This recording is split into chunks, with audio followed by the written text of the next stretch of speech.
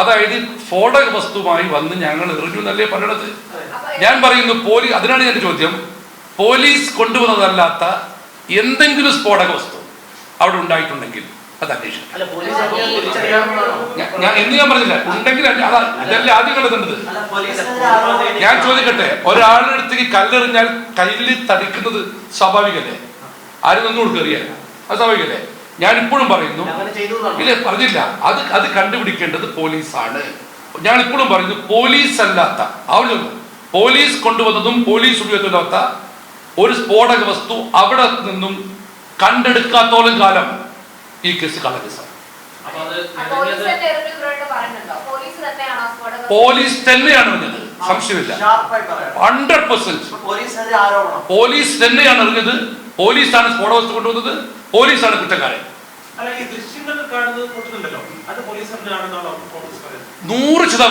പോലീസിന് കൊണ്ടുവന്നത്. ഞാൻ പറയട്ടെ, ഞാനത് കണ്ടറിയോ, ആ പ്രകടനത്തിൽ പങ്കെടുത്ത ആളുകൾ സ്ഫോടക വസ്തുമായി വന്നവരല്ല എന്ന ഉറച്ച വിശ്വാസം എനിക്കുണ്ട്.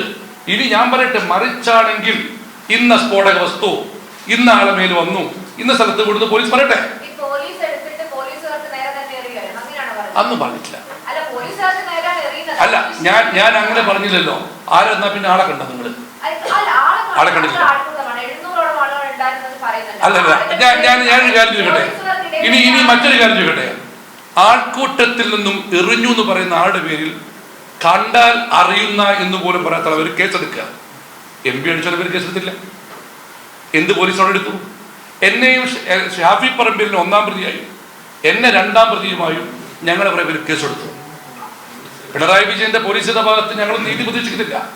പക്ഷെ അതുപോലെ തന്നെ സ്ഫോടക വസ്തു എറിഞ്ഞു എന്ന് പറഞ്ഞ് വേറൊരാൾ പേര് കണ്ണാറകത്ത പേരിൽ കേസെടുത്തു. പക്ഷേ അതിക്രമം നടത്തിയെന്ന് പോലീസ് തന്നെ സമ്മതിക്കുന്ന പോലീസിന്റെ നടപടിയാണ്. ഞാൻ പറഞ്ഞല്ലോ, CPM-ന്റെ തിരക്കഥയിൽ പോലീസ് അഭിനയിക്കുന്നു. ഞാൻ പറഞ്ഞല്ലോ, ഞങ്ങളല്ലെന്നാ പറഞ്ഞുള്ളൂ. ഇല്ല, ദൃശ്യമില്ല. ഞാൻ പറയട്ടെ, എനിക്ക് ദൃശ്യമുണ്ടെങ്കിൽ ഞങ്ങൾക്കതിൽ ബന്ധമില്ല. ദൃശ്യം ആർക്കെല്ലാം ഉണ്ടാക്കാൻ പറ്റുമെങ്കിൽ ആർക്കെല്ലാം ഉണ്ടാക്കാൻ ദൃശ്യം? ഈ പറഞ്ഞ പോലീസിന്റെ എന്തെല്ലാം വഴിയുണ്ട് ആൾക്കാർക്ക്. ഞാൻ പറയുന്നു, അതിൽ സ്ഫോടക വസ്തു കൊണ്ടുവന്നിട്ടു സ്ഫോടക വസ്തു എറിഞ്ഞുകൊണ്ടും UDF അവിടെ സമരം നടത്തിയിട്ടില്ല. ഇനി അതാണ് പോലീസിന്റെ വാദമെങ്കിൽ പോലീസ് പറയണം, ഏതാണ് സ്ഫോടക വസ്തു, ആർക്കാണ് എറിഞ്ഞത്, എവിടെയാണ് എറിഞ്ഞത്. ഇനി ഞാൻ എൻ്റെ അടുത്ത ചോദ്യമാണ്, അതിന്റെ പേരിൽ പോലീസ് കേസെടുക്കുന്നു ഒരാളുടെ പേരിൽ, ആ പേര് പറഞ്ഞ ആരെ അറസ്റ്റ് ചെയ്യല്ലോ. അതിൽ എന്നെ പ്രതിയാക്കാം, ഷാഫിയെ പ്രതിയാക്കാം, ആരെയും പ്രതിയാക്കാം. ഇത് ഷാഫി പറമ്പിലിനെ ഇല്ലായ്മ ചെയ്യാൻ കഴിഞ്ഞ ലോകസഭാ സെലക്ടർ മുതൽ CPM നടത്തുന്ന ശ്രമത്തിന്റെ ഭാഗം തന്നെയാണ്. ഈ ആളറിയാത്ത സ്ഫോടക വസ്തുത ഇങ്ങനെ പറഞ്ഞ പോലീസുകാരെ ഷാഫി പറഞ്ഞിരുന്ന് പറയാമല്ലോ, പ്രവീൺ കുമാർ തന്നെ പറയാമല്ലോ, ആരും ഇതല്ലോ. എന്തുകൊണ്ട് ആ കേസ് ചാർജ് ചെയ്ത പോലീസിന്റെ ഭാഗത്ത് നിന്ന് അതിക്രമം കാട്ടി SP പറഞ്ഞിട്ടുണ്ട്. ആ പോലീസുകാരനെ കണ്ടെത്തിയിരുന്നു ഇത്ര നേരമായിട്ട് ഒരു കേസ് പോലും രജിസ്റ്റർ ചെയ്തില്ലല്ലോ. ഈ പല സമരങ്ങളിലും സമരക്കാർക്ക് നേരെ പോലീസ് എറിയുന്ന സ്ഫോടക വസ്തു സമരക്കാർ തിരിച്ചറിയുന്ന സാഹചര്യം ഉണ്ടായിട്ടുണ്ട്.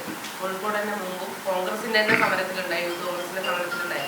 സമാന സാഹചര്യം പേരാമ്പ്രയിൽ ഉണ്ടായിരുന്നുള്ളത് വേണ്ടേ നമുക്ക് അതിന് മനസ്സിലാക്കാം. ഞാൻ അതിൽ എടുത്തു പറഞ്ഞല്ലോ, പോലീസ് അതിന് ഉത്തരവാദിത്തം ആർക്കാം? ഞങ്ങൾക്കാണോ? ഞങ്ങളെ നേരിന് വരുന്ന കല്ലിന് നേരെ ആയിരിക്കും നിന്ന് കൊടുക്കുമോ? ഞാനിപ്പോഴും പറഞ്ഞല്ലോ, സ്ഫോടക വസ്തു എറിഞ്ഞു എന്നും പറഞ്ഞാണ് കേസെടുത്തത്. എൻ്റെ പോയിന്റ് ഇതാണ്, സ്ഫോടക വസ്തുവിന്റെ ഫസ്റ്റ് ആരായിരിക്കണം, അതിന്റെ നിർമ്മാതാവ് ആരായിരിക്കണം, കൊണ്ടുപോകണ്ടേ? അങ്ങനെ ഉണ്ടോ? ആയിക്കോട്ടെ, ഞാൻ ചോദിക്കട്ടെ, അങ്ങനെ എന്റെ ചോദ്യം അവിടെയാണ്. അങ്ങനെ ക്രൈം ആണെങ്കിൽ പോലീസ് കേസെടുത്തല്ലോ.